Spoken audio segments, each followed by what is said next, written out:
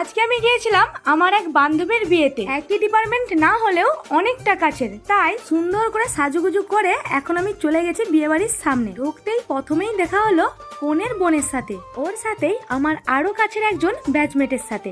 আমার যারা continue video দেখো তারা হয়তো সমাপ্তিকে কম বেশি চেনো। এক বিয়ে বাড়িতে আমি ওর কাছে সেজেছিলাম, কিন্তু আজকে আমি সেজেছি অন্য এক মেকআপ আর্টিস্টের কাছে। আজকের লুকটা কেমন হয়েছে সকলে কমেন্টে জানিও। এরপর চলে গেলাম ব্রাইডের সাথে সাক্ষাৎ করার জন্য।